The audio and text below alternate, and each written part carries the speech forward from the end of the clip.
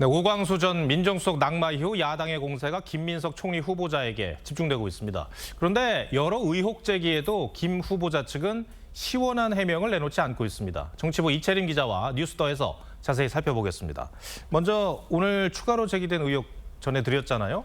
그러니까 10여 명에게서 김 후보자가 1,000만 원씩을 이제 꿨다는 건데, 빌렸던데 왜 이렇게 빌렸을까가 의아하다는 거죠? 그렇습니다. 이 김 후보자가 제출한 이 차용증을 보면 아까 리포트에서 언급됐던 강 씨에게는 4천만 원을 빌렸는데 이 차용증은 4장을 썼습니다. 그러니까 4번에 걸쳐서 1,000만 원씩을 빌렸는데 이 차용 금액이 전부 1,000만 원으로 맞춰져 있습니다. FIU, 금융정보분석원이 한 번에 1,000만 원 이상을 인출하면 이상 거래로 보고 흐름을 추적하기 때문에 이렇게 쪼갠 걸로 야당은 의심하고 있습니다. 김 후보자는 2018년 4월 단 하루 동안 9명과 차용증을 작성했는데 서울과 전북 정읍 등으로 다수가 거주지도 달라서 물리적으로 하루 만에 다 빌리는 게 가능하냐 이런 의혹도 제기되고 있습니다. 다만 이 부분은 김 후보자가 차후 7년간 채권자들에게 보낸 이자 입금 내역을 제출한다면 명확히 소명할 수는 있을 것 같습니다. 그러니까 원래 김민석 후보자가 오늘 상세히 해명을 하겠다고 하지 않았었습니까? 맞습니다. 김 후보자가 오늘쯤 추가 입장을 밝히겠다고 했었는데 오늘 입장이 추가로 나오진 않았습니다. 야당에서는 김 후보자가 법률 전문가 등의 검토를 거쳐서 입장문을 준비하다가 논란들이 추가로 제기되면서 입장을 정리하지 못한 걸로 보고 있습니다. 만약에 해명 입장을 냈다가 추후에 또 다른 의혹이 제기되고 사실관계가 맞지 않을 경우 더 큰 논란으로 번질 수 있다는 걸 고려했다는 겁니다. 일각에서는 여대 야소 전국을 감안할 경우에 무리하게 대응하기보다는 다소 논란이 있더라도 그대로 돌파하겠다는 의도로 보는 시각도 있습니다.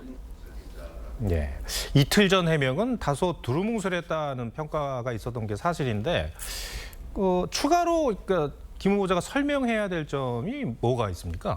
네, 일단 이 7년 전의 사적 채무 논란에 대해서요. 이 과거 정치자금 사건 관계자인 강 씨 등에 빌렸다는 사실, 그리고 어떻게 갚았는지에 대한 명확한 해명 없이 사적 채무가 있었고 갚았다 이렇게 짧게 언급을 했는데요. 앞서 전해드린 추가 의혹들에 대한 설명이 우선 필요해 보이고요. 특히 이 총리 후보자가 돼서 인사청문회를 앞두고서야 사적 채무를 변제한 것에 대해서도 짚을 필요가 있습니다. 또 미국 명문대에 진학한 아들의 고교 시절 이른바 스펙 쌓기를 표절 예방 입법으로 도와준 거 아니냐 이 의혹에 대해서도 추가적인 해명이 필요해 보입니다. 네. 앞서 김 후보자는 대학 진학 원서에 활용하지 않았다고만 해명을 했습니다. 네. 김 후보자 추가 설명을 한번 지켜보겠습니다. 오늘 대통령실 인선 또 좀 살펴보죠. 국가안보실 차장 3명을 한꺼번에 이재명 대통령이 지명을 했더라고요. 네, 맞습니다. 인사검증을 주도하는 오광수 민정수석이 낙마한 이후에 이 전체적인 인선이 늦어지는 거 아니냐 이런 우려가 있었던 것도 사실인데요. 내일 G7 참석을 위해서 출국을 앞두고 있는 만큼 일단 안보실 인선부터 서둘러 마무리한 것으로 보입니다. 통상 1, 2차장은 국방과 외교 담당을 지명하는 관례에서 벗어나진 않았는데 경제 안보를 담당하는 3차장에도 외교관을 임명을 했습니다. 네. 위성락 안보실장도 외교관 출신이니까 실장과 3명의 차장 가운데 3명이 이제 외교관 출신이라는 거죠. 네. 이게 어떤 의미가 있습니까? 부여할 수 있습니까? 네, 일단 현 정부의 외교 노선을 두고 자주파와 동맹파 간의 대립이 있는 것 같다 이런 이야기 전해드렸었는데 이 안보실 인사에 있어서는 동맹파 쪽에 무게를 둔 걸로 해석할 수 있을 것 같습니다.